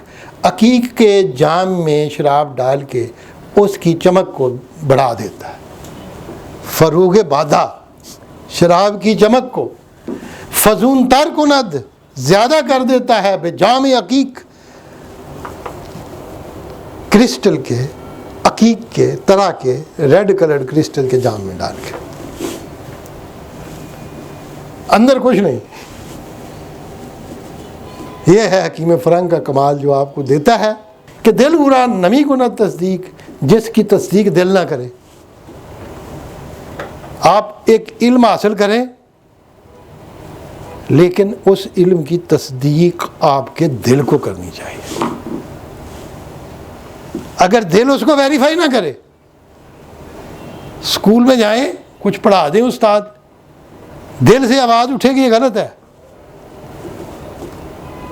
تو اقبال کہتے ہیں 1000 بار نکوتر متاع بے بصری، اس سے 1000 بار بہتر ہے بے بصری کی بتا. وہ نالوں اندھا ہونا بہتر ہے. بے بصری، بغیر بصیرت پہ. اللہ کرے اندھے ہو جاؤ وہ بہتر ہے ایسا علم پڑھنے سے جس کے دل تصدیق نہ کرے. وہ کچھ سمجھ لگ رہی ہے کہ نہیں لگ رہی؟ That's very important point. آگے فرماتے ہیں حضرت علامہ اقبال رحمۃ اللہ علیہ به پیچ و تاب خرد گرچه لذت دیگر است یقین ساده دلان بیز نکتہ های دقیق. اقبال جب بھی راضی کا ذکر کرتے ہیں تو پیچ و تاب کی بات کرتے ہیں. اسی کشمکش میں گزری میری زندگی کی راتیں، کبھی سوز و صاب رومی، کبھی پیچ و تاب. مولانا حضرت امام فخر الدین رازی رحمۃ اللہ علیہ تہران میں پیدا ہوئے تھے، رہے اس کو کہتے تھے، اور فوت ہوئے ہیں دفن ادھر ہرات میں، جو اب 1851 کے بعد افغانستان کے پاس، پہلے ایران کے سٹی تھا ہرات. رازی نے قرآن پاک کی تفسیر لکھی ہے، تفسیر الکبیر. رازی کا دعویٰ یہ تھا کہ میں قرآن کی حقیقتوں کو اور حقائق کو میں عقل کے ساتھ ثابت کر سکتا ہوں، استدلال کے ساتھ. مولانا روم جو اس سے تھوڑے دیر بعد تھے، انہوں نے اس کو چیلنج کیا. انہوں نے کہا یہاں خرد نہیں، عقل نہیں، دل چاہیے. کہا گھر پہ استدلال کار دین بدھی، اگر استدلال اور آرگومنٹ پہ دین کا کام چلتا، فخر رازی رازدار دین بدھی، تو فخر الدین رازی دین کا سب سے بڑا رازدار ہوتا. فرمایا کہ کار استدلال کیا کرتا ہے؟ پائے استدلالیاں چوبین بود، پائے چوبین سخت بھی تمکین بود. یہ جو استدلال کرتے ہیں، آرگومنٹ کرتے ہیں، ان کے پاؤں لکڑی کے بنے ہوتے ہیں، اور لکڑی کے پاؤں بڑے، بلکہ پوری ٹانگیں، پا یہاں سے شروع ہوتا ہے فارسی میں، اور لکڑی کی ٹانگ جو ہوتی ہے بڑی بھدی ہوتی ہے. یہ ہے استدلال والوں کے بارے میں کہتے ہیں. تو اقبال یہاں پہ حضرت نصیر الدین چراغ دہلوی رحمۃ اللہ علیہ کی تضمین کرتے ہیں. وہاں کہتے ہیں چون سرما یہ راضی را ازدید فروش استم تقدیر امم دیدم پنہن بے کتاب اندر. جب میں نے فخر الدین رازی کا لگایا ہوا سرما اپنی آنکھوں سے دھو ڈالا ہے، تو پھر میں نے امتوں کی تقدیر اس قرآن میں چھپی ہوئی دیکھی ہے، کیونکہ فخر الدین رازی نے قرآن کو چھپا دیا ہے، اس کے معنی کو آپ کی نظر. میں نے جو ثابت کیا ہے کہ رومی ہو، اقبال ہو، یہ رازی کے طریقہ کار سے متفق نہیں ہے. پیچ و تاب رازی، بال پیچ. اب اقبال کہتے ہیں کہ بے پیچ و تاب خرد، عقل کے پیچ و تاب سے گرچہ لذت دیگر است، عقل کے پیچ و تاب سے اگرچہ اور ہی طرح کی لذت نصیب ہوتی ہے. آپ کو عقل کی جب دلائل دیتے ہیں تو بڑا مزہ آتا ہے. بے پیچ و تاب خرد گرچہ لذت دیگر است یقین سادہ دلان بے نکتہ یہ دقیق. اور سادہ دل لوگوں کا یقین جو ہے، ایمان، وہ دقیق نقطوں سے، راضی کے نکتہ یہ دقیق سے بہت بہتر ہے. اور اسی ہی اقبال نے کہا ہے علاج ذوف یقین سے ہو نہیں سکتا. غریب گرچہ ہیں، راضی کے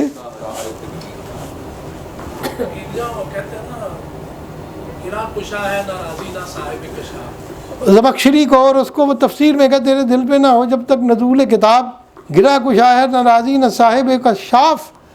اب یہ بات یہ ہے، اقبال کہتے ہیں یہ یقین کی دولت ہے. یقین پیدا کر غافل، یقین سے ہاتھ آتی ہے وہ درویشی کی جس کے سامنے جھکتی ہے فغفوری.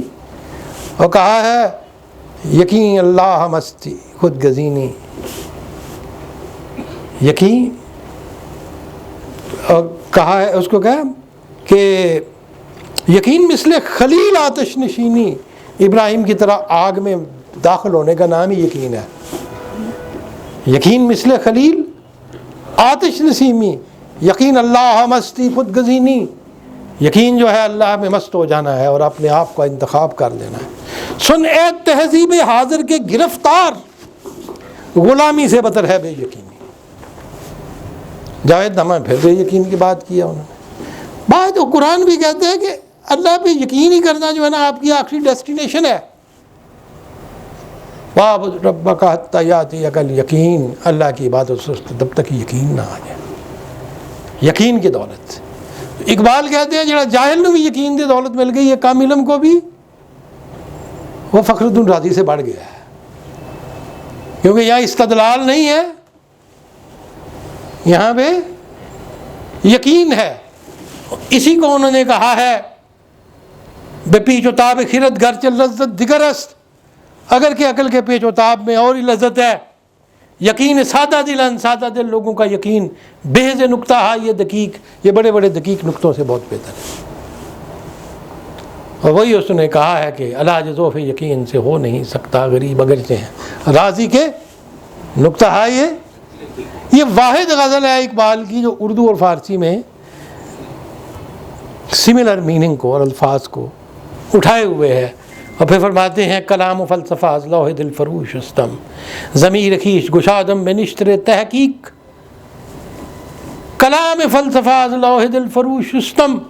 कलाम, इल्मुल कलाम क्या है, क्या होता है इल्मुल कलाम? थियोलॉजी, तो उसको जिसे कहते हैं थियोसोफी, फ़लसफ़े के ज़रिए दीन को साबित करना। अल्लामा ने उसको भी तरदीद की है, वरना कव्वाली से कुछ कमतर न था इल्मुल कलाम। उन्होंने इबलीस का एंड ही उस पर किया है, इबलीस की वजह से शूरा का कि इनको इल्म कलाम में फंसा दे, ठीक, बहस कर दे मैं इब्ने मरियम मर गया या जिंदा हो जावेद है कलाम ज़ात हक, हक से जुदा है क्या है जी? नहीं ऐने ज़ाती है क्या?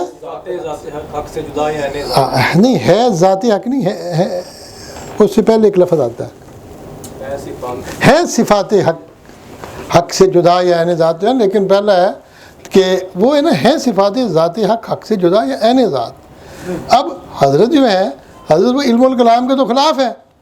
तो इकबाल कहते हैं कलाम फ़लसफ़ा लौह दिल फ़रूश उस्तम, मैंने कलाम और फ़लसफ़े को अपने दिल की तख्ती से धो डाला है, और धो के पानी जो है नीचे गिरा दिया। चुन सुरमा ये राजी रहा अज दीदे फ़रूश उस्तम, वहाँ राजी के सुरमे को आँखों से धो के डाला, यहाँ पे फ़लसफ़ा और कलाम को दिल से धो डाला है। और मौलाना इकबाल कहते हैं ज़मीर खीश कुशादम बे निश्तर तहकीक, और अपना ज़मीर जो है मैंने खोल दिया है तहकीक के निश्तर के सामने, अपने ज़मीर को खोल के रख दिया है और मैंने कहा तहकीक का निश्तर माने, और फिर आँखों के ऊपर से और दिल के ऊपर से जो कुछ है इल्म कलाम फ़लसफ़े सबको मैंने ढो डाला है। इकबाल फ़लसफ़ी हो ही नहीं सकता, क्योंकि फ़लसफ़ी का ईमान नहीं होता। जब वो इश्क की बात करते, मैंने नहीं कहा ये, जैसे डॉक्टर जावेद इकबाल ने भी कहा है, इकबाल फ़लसफ़ी नहीं है, इकबाल तो एक आशिक के रूप में, ईकान के रूप में आता है। वो तो वजदान को अकल से ऊपर समझता है, फ़लसफ़ी तो अकल को सब कुछ समझता है। ये इख्तलाफ है जो इकबाल का उनसे है। आस्ताना ये सुल्तान किनारे मी गिरम न काफरम के परस्तम खुदा ये बेतौफीक। खुदा किसे कहते हैं? लाड को, लाड,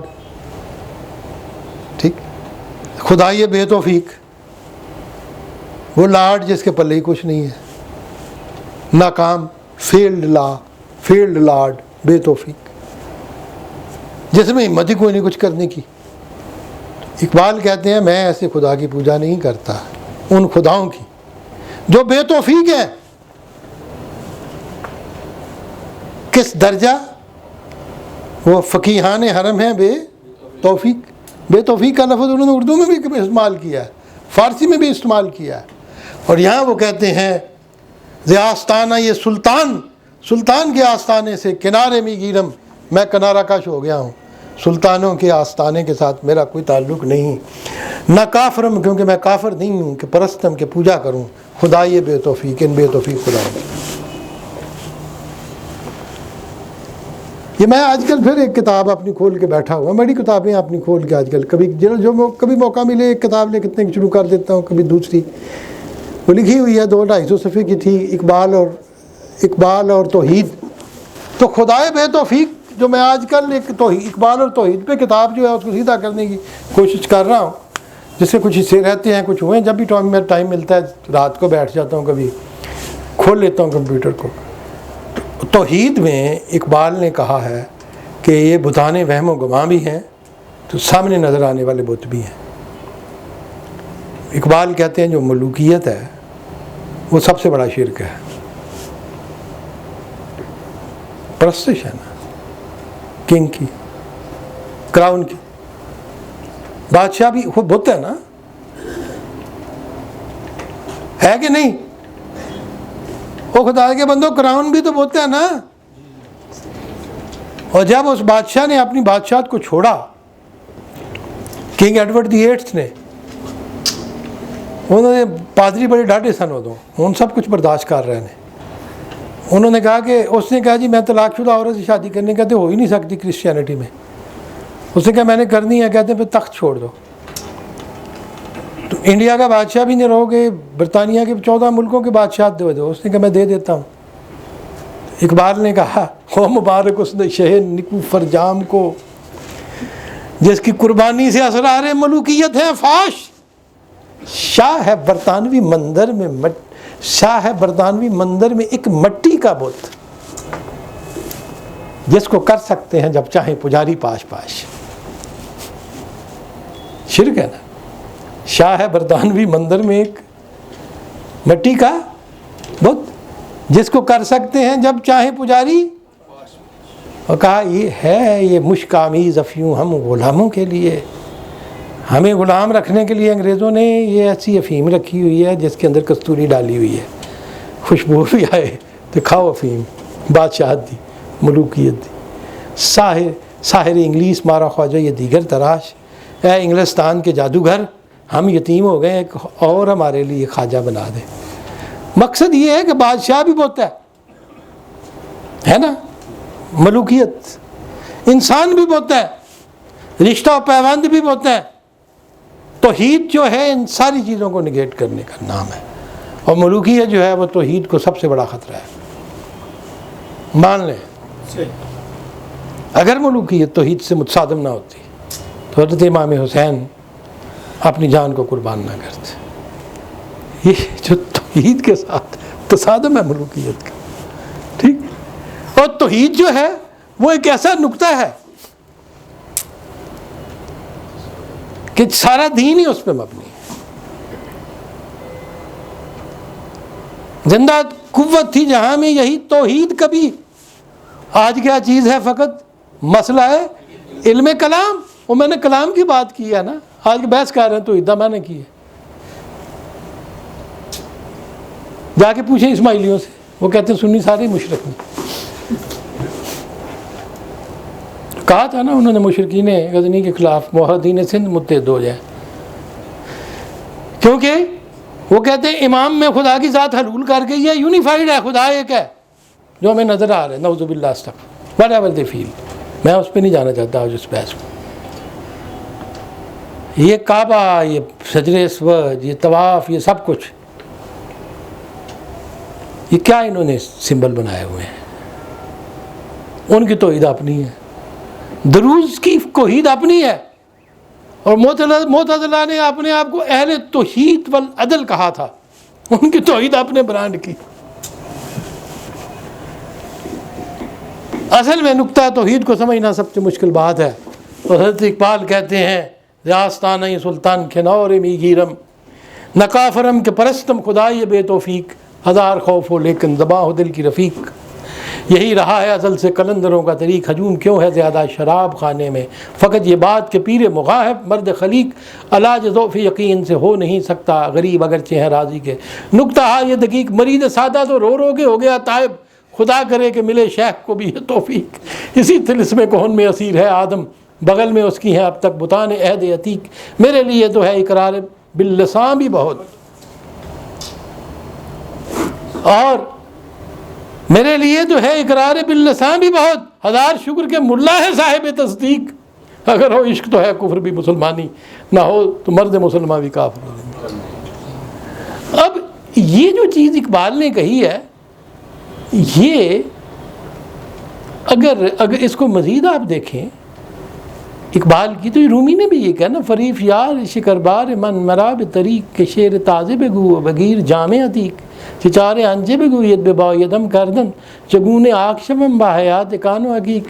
حافظ بھی تو کہتے ہیں نا، مقام امن و میو بھی گشو رفیق شفیق کرت مدام میسر شفت زہی توفیق جہان کار جہان جملہ ہیچ بار ہیچ اس ہزار بار من ان نقطہ کردام تحقیق. جی دنیا اور اس کا کام سب ہیچ بار ہیچ کچھ بھی نہیں، ہزار بار من ان نقطہ کردام تحقیق، میں نے بھی ہزار بار اس نقطے کی تحقیق کر کے دیکھ لیا. دریغ و درد کے دائن زمان نہ دانستم کہ کیمیا سعادت رفیق بود رفیق. افسوس ہے مجھ کو اپنے آپ کے، اور میں درد میں ہوں کہ اب تک میں نہیں سمجھ سکا کہ کیمیا سعادت کیا ہے، رفیق ہے رفیق ہے. تو اقبال نے کیا حافظ کی بات نہیں؟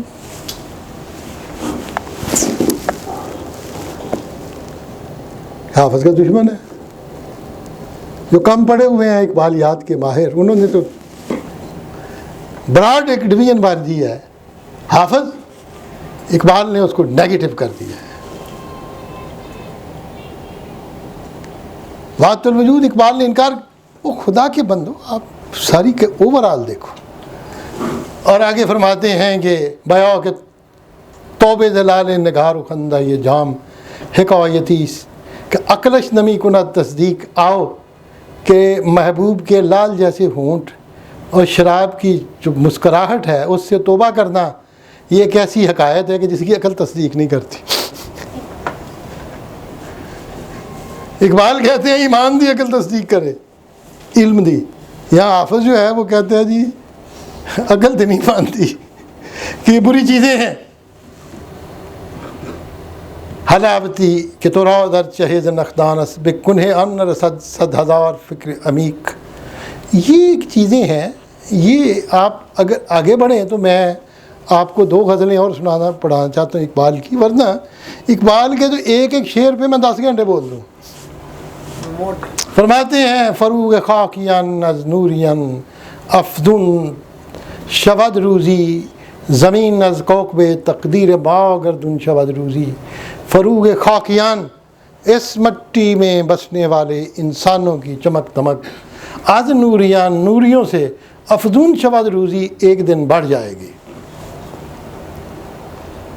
فروغ خاکیان از نوریان افزون شود روزی، ایک دن آئے گا جب ان فرشتوں کا جو نوری نور ہے ان کی چمک سے اس مٹی کے انسان کے چہرے کی چمک جو ہے نور بڑھ جائے گا. فروغ خاکیان از نوریان افزون شود روزی زمین از کوکب تقدیر ما، زمین ہمارے تقدیر کے ستارہ بن کے گردون شود روزی ایک دن آسمان میں تبدیل ہو جائے گی. جس دن اس زمین کو ہم نے اپنی تقدیر کا ستارہ بنا لیا تو اس زمین کی شان و شوکت آسمان سے بن جائے گی. زمین از کوکب تقدیر ما گردون شود روزی خیال ما کہ اورا پرورش دادند طوفان ہاؤ گرداب سپہرے نیلگن بیرون شود روزی. ہمارا خیال کہ جس کو طوفانوں نے پرورش دی ہے. ہمارے خیالات جو ہیں کیسے ابھرتے ہیں جب طوفانوں سے ٹکراتے ہیں. خدا تجھے کسی بحر سے آشنا کر دے کہ خدا تجھے کسی طوفان سے آشنا کر دے کہ تیرے بحر کی موجوں میں اضطراب نہیں. خدا تجھے کسی طوفان سے کہ تیرے بحر کی موجوں میں اضطراب نہیں ہے.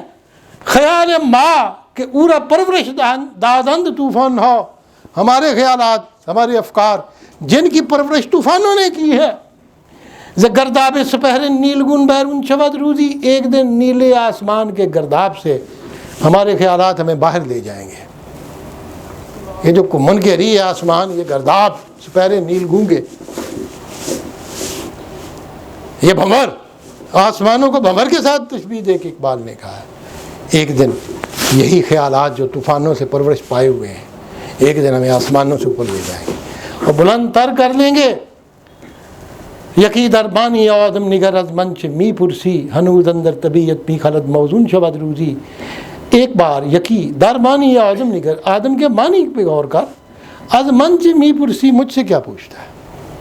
تھوڑا سا آدم کے معنی پہ غور کر، اس کی تخلیق پہ، جس کو اللہ نے اپنا نائب بنایا، خلیفہ بنایا، فرشتوں سے بہتر بنایا ہے، مٹی سے خود گوندا ہے، اپنی سرچ ڈالی ہے، اپنی روح پھونکی ہے، فرشتوں کو کہا ہے اس کو سجدہ کرو، پھر کہا ہے یہ میرا نائب ہے اس دنیا میں، یہ میرے والے کام کرے گا۔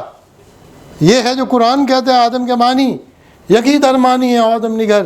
تھوڑا سا معنی آدم کے معنی کو دیکھو، آج من سے می پرسی، مجھ سے کیا پوچھتا ہے، ہنوز اندر طبیعت می خلد، ابھی وہ فطرت کے اندر خلد کھٹکتا ہے، خلش کرتا ہے، چبھتا ہے، خلد چبھنا۔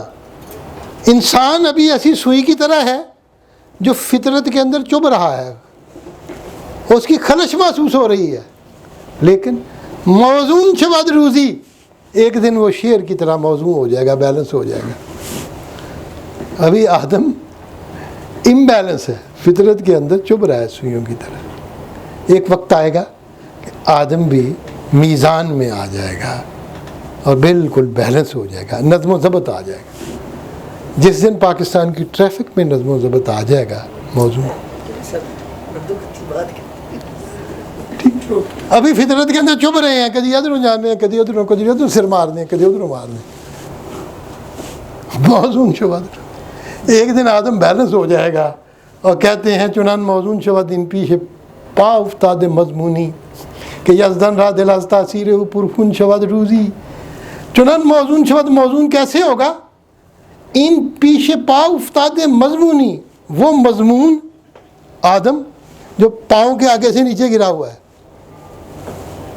جنت تو نکل کے آج پیچھے پاؤں افتادے، پاؤں کے نیچے گرا ہوا ہے، تو یہ موضوع کیسے ہوگا کہ یزدان را کے اللہ تعالیٰ کو دل از تاثیر ہو، اس کے تاثیر سے پرخون شود روزی، اللہ کا دل بھی خونی ہو جائے گا، خون سے بھر جائے گا ایک نہ ایک دن اس کی تاثیر سے۔ آدم کچھ کرے گا تو خدا کے سینے میں بھی دل، اس کے دل خون سے بھر جائے گا خدا کا۔ اور پھر یہ جو 4 شعر ہیں، یہی شعر جاوید نامہ میں نغمہ ملائک کی صورت میں آتے ہیں، یہ میں نے آپ کو زبور عجم سے پڑھائے ہیں۔ اور نغمہ ملائک میں پھر وہ کہتے ہیں کہ فروغ مشتخاق از نوریہ نفسن شود روزی، زمین از کوکب تقدیر او گردن شود روزی۔ اور بابا فغانی کہتا ہے نہ کوئی یہ نازکت از غیر دیگر گن شود روزی، نہ ان رشک از دل پرخون من بیرون شود روزی، بے اندک گرمی اغیار دشمن گشتائی بامن معاذ اللہ اگر ان دوستی افزون شود روزی، فروغ خاکی از نوریہ نفسن شود روزی۔ اور بندہ خدا، کبھی آپ کو کسی نے بتایا ہے کہ یہ اقبال نے بابا فغانی پہ بھی میں نے بتایا ہے تھوڑا بہت آپ کو، فغانی کون تھا، اقبال کون تھے، یہ کون تھے؟ میرا سارا وقت زبور عجم کو پڑھانے میں اسی مسئلے پہ لگا ہے، اور لگے گا کہ میں نے آپ کو یہ ثابت کرنا ہے کہ وہی فارسی کے اشعار ادھر سے ادھر، ادھر سے ادھر شفل کرتے ہیں۔ کبھی اقبال کو وہ اردو کی شکل میں آ جاتے ہیں، کبھی پرشین کی شکل میں، لیکن پیچھے بیس کیا ہے؟ آج ہمیں کس کنار گیر صحبت آشنا طلب، ہر ایک سے کنارہ کرو اور کسی آشنا کی صحبت کو طلب کرو۔ ہم سے خدا خودی طلب، ہم سے خودی خدا طلب، خدا تو خود ہی منگو تو خود ہی تو خدا مانگو، خود ہی کو کر بلند اتنا کہ ہر تقدیر سے پہلے خدا بندے سے خود پوچھے، پہلے تو خدا تو خود ہی منگو، جب خود ہی پہ پختہ ہو جاؤ تو پھر خدا مانگ لو، بتا تیری رضا کی۔ ہم سے خدا خود ہی طلب، ہم سے خود ہی خدا طلب، از خلش کرشمائی کھور نمی شود تمام، عقل و دل و نگاہ را جلوے جدا جدا طلب۔ کسی کرشمے کی خلش سے، چبھنے سے کام مکمل نہیں ہوتا۔ از خلش کرشمائی، کرشمہ کس کو کہتے ہیں؟ یہ کرشمہ وہ لفظ ہے جس کو عربی میں آپ معجزہ کہہ سکتے ہیں۔ یہ کرسمس سے آیا، کرائسٹ سے۔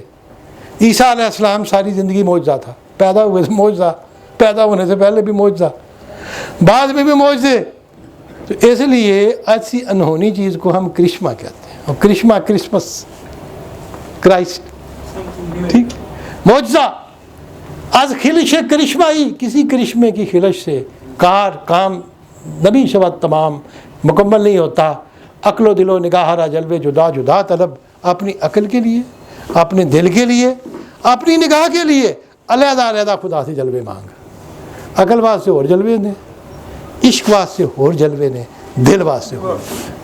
और फिर फरमाते हैं इश्क बसर कशीदनस्त शीशा कायनात रा जामे जहान नमाम जो दस्ते जहान गुशा तलब। इश्क में सर कशीदनस्त, इश्क सर उठा के चलने का नाम है। शीशा कायनात रा, इस कायनात के शीशे को, ये कायनात का जाम, ये कायनात के शीशे जो बड़े नाजुक हैं, रेसांस भी आहिस्ता के नाजुक है बहुत काम, आफाक की इस कार गए शीशा गरी का। ठीक, इश्क बस सर किसी दनस, इश्क सर के उठा के चलने का नाम है। शीशा कायनात रा, कायनात के शीशे को जामे जहान नमाम जाऊ, जमशेद का दुनिया को देखने वाला जाम मत तलाश कर, दस्ते जहान गुशा तलब, अल्लाह से वो हाथ मांग जो जहान को खोल के रख दे।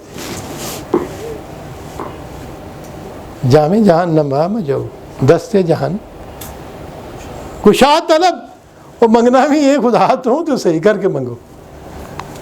आगे फरमाते हैं राह रवाम ने बरहने पा राह तमाम खारजार ताब मकाम खुद रसी राह रज़ा तलब।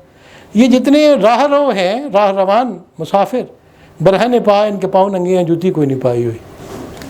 राह तमाम खारजार, वो सारा रास्ता जो कांटों का खारजार बना हुआ है, कांटों का बना हुआ, जूती कोई नहीं, तो कंडिया ने चलना है। राह रवान बरहने पा राह तमाम खारजार ताब मकाम खुद रसी, ताकि तू अपने मकाम तक पहुँच सके। राह रज़ा तलब, तो चलने की हिम्मत जो है काफ़िले की रज़ा से मांग। रज़ा क्या है? सेटिस्फेक्शन। जब चलो तो अल्लाह की रज़ा के साथ राज़ी हो जाओ, नहीं राज़ी हो गए तो पैरों से कंडे चुभन दे। एक दफ़ा इस रस्ते की मुश्किलात जो अल्लाह ने आपको इस दुनिया में दी हैं, इस दीन की, उसके साथ राज़ी होना, तस्लीम व रज़ा का। और आगे फरमाया है चुन बे कमाल मीर सद फ़क्र दलील खुसरवीस मसनवे कैफ़ बादरा दर तहे बूरिया तलब। इस चीज़ को इकबाल ने बार बार कहा, बा जिंदा कुन, कि फिर तू जिंदा कर उस रवायत को, बा जिंदा कुन तो अनरस्मी, कि आज तासीर वही, उस रस्म को फिर जिंदा कर जिसकी तासीर से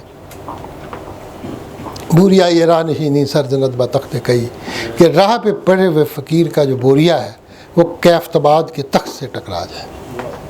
और यहाँ पे वो फरमाते हैं कि चुन बे कमाल मीर सद फ़क्र, जब फ़क्र कमाल पे पहुँच जाता है, कंप्लीट दलील खुसरवीस, तो फिर ये दलील बन जाता है बादशाहत की। जो फ़क्र में कामल हो गया उसको शहनशाही नसीब हो गई, खुसरो हो गया। जिसे इकबाल ने कहा है ना, कि बारहा कहा है कि ये कि हों एक जुन्ने दियो अर्ज शेरी, और फिर ये कहा है कि खुसरो जो है कि फ़क्र बख्शी बा शकोहे खुसरवे परवीज़ बख्श, और या खिरद अता या फरमा अता खिरद बा फितरत रूहुल अमीन, या अता फरमा खिरद बा फितरत रूहुल अमीन। फिर फरमाते हैं हज़रत इकबाल, पीश दिगर के ज़िंदगी, पीश दिगर के ज़िंदगी राह बे आलमी ज़नद आज सरहंच बूद रफ दार गुज़र इंतहा तलब। पीश दिगर की ज़िंदगी राह बे आलमी ज़नद, सामने देख कि ज़िंदगी जो है वो रस्ते के ऊपर, बे आलमी ज़नद आलम के ऊपर राहज़नी करती है, जहान को लूट देती है। ज़िंदगी पीश निगर, सामने देख के ज़िंदगी जो है वो जहान को लूटना चाहती है। ये लाइफ तेरी आज सरंच बूद रफ, सर से जो था चला गया, दर गुज़र उससे दर गुज़र कर, और उसकी फिर इंतहा तलब। ज़िंदगी की इंतहा जो है वो बहुत आगे है। खिरतमंदों से क्या पूछूं कि मेरी इब्तदा क्या है, कि मैं इस फ़िक्र में रहता हूँ मेरी इंतहा क्या है। अगर होता वो मजज़ूब फ़रंगी इस ज़माने में, तो इकबाल उसको बतलाता कि शान किबरिया क्या है। नज़र आई मुझे मुझे नज़र आई मुझे तकदीर की गहराइयाँ इसमें, बस मैं क्या कहूँ, हम नशी वो चश्मे सुरमा सा क्या है। اور پھر فرماتے ہیں ضربت روزگار اگر نالے چو نئی دہت ترا بادائے منز کف بنے چارے زمومیا طلب. ضربت روزگار اگر نالے چو نئی دہت ترا, اگر زمانے کے ضربت ٹھوکریں زمانے کی نالے چو نئی دہت ترا تمہیں بنسری کی طرح نالوں پہ مجبور کر دیں, اس زمانے کی ٹھوکریں. بادائے منز کف بنے, تو پھر تو اس قابل نہیں ہے کہ زمانے کی ٹھوکریں سے اگر تو رو رہا ہے تو پھر میرا شراب اپنے ہاتھ سے چھوڑ دے. بادائے من آز کف بنے, بنے ادھر رکھ دے. اور چارہ دے مومیا طلب, تو پھر چارہ مانگ مومیا سے. مومیا ہوتا ہے ممی, ڈیڈ باڈی دی ہڈیاں جو گودا نکال کے جڑا علاج کرتے سن اس کو مومیا کہتے ہیں. تو کہتا ہے مویاں دی ہڈیاں جو کٹ کے مک کھا, پھر میرا بادہ ایک طرف رکھ دے اگر اس زمانے کے روزگار کی ضربتیں تمہیں رونے پہ مجبور کرتی ہیں. اور یہ حافظ جو اپنا آگے عملی اہلی شرازی نے, میں پڑھاؤں گا نہیں, یا من ناسبور راسوی خود از وفا طلب, یادو کے پاک دامنی صبر منت خدا طلب, روز شکار چن خورت بر دل سعید تیر تو گر طلبی خودنگے خود از دل ریش ما طلب, از ہمیں کس کنار گیر صحبت آشنا طلب, ہم سے خدا خودی طلب, ہم سے خودی خدا طلب. کیا وہی نہیں ہے جو اہلی شرازی نے کہا ہے؟ وہی چیزیں آپ کو اقبال میں آ جائیں گی. اور اب ہم انشاءاللہ العزیز آگے بڑھیں گے تو اگلی پڑھیں گے بینی جہان را خود را نہ بینی تا چند نادان غافل نشین. اور یہ نظم جو ہے اقبال نے ملا ہادی سبزواری کے وزن میں لکھی ہے, جو بہت بڑے خیال میں دین تھے ایران کے, تو اقبال نے ان کو بھی فالو کیا ہے. تو فارسی جو ہے, آئی ایم سوری ٹو سے, میرا جو طریقہ ہے, میں اقبال کیوں بھائی زاہد, میں ماہر اقبالیات نہیں ہوں, میں فارسی کا اسکالر ہوں اور اقبال کو اس عکس میں پڑھتا ہوں. یہ میرا فرق ہے تھوڑا سا ماہرین اقبالیات سے, کہ ماہرین اقبالیات صرف اقبال تک محدود رہتے ہیں. ہم لوگ ساری فارسی پڑھ کے فارسی روایت کو ساتھ نہیں ہے ہی, پھر ہم اقبال پہ اس کو منطبق کرتے ہیں. یہ ایک تھوڑا سا فرق ہے کہ شاید, مطلب میں کچھ نہیں کہتا لیکن اتنا میں ضرور کہتا ہوں کہ اقبال کے بعد جب سے وہ ان کی وفات ہوئی ہے, شاید اس انداز سے جسے اقبال کی اپنی روح تھی فارسی شاعری کی, اس کو سر ٹچ نہیں کیا گیا کبھی بھی. میرا یہ دعویٰ ہے جاوید نامے کو جیسے ہم نے پڑھا ہے, علامہ کی وفات کے بعد کسی نے بھی نہیں پڑھا. اور یہ بھی جو میں اب زبور اعجم پہ آیا ہوا, میں نے جب یہ پڑھائی نا اس وقت مثنوی گلشن راز زبور اعجم سے, تو میاں اقبال صلاح الدین نے کہا باقی غزلیں بھی پڑھا دیں. میں نے کہا میاں صاحب وہ پڑھانا بڑا اوکھا ہے, ایک دفعہ کھل جائیں پھر ان کو سمیٹنا. اب ہم ان کو سمیٹ رہے ہیں, قریب قریب جا رہے ہیں غزلیات کے اینڈ پہ, لیکن میں یہ چاہتا ہوں کہ میں آپ کو ایک گلمپس دے سکوں کہ فارسی شاعری کی روح کیا ہے, اقبال کی فارسی شاعری کی خصوصاً, اور اقبال کن کن سے منسلک ہیں. اور فائدہ ہمیں یہ ہے کہ ہم 2500 سال کی روایت کے امین ہیں جس کو آگے لے کے بڑھ رہے ہیں. Thank you very much G.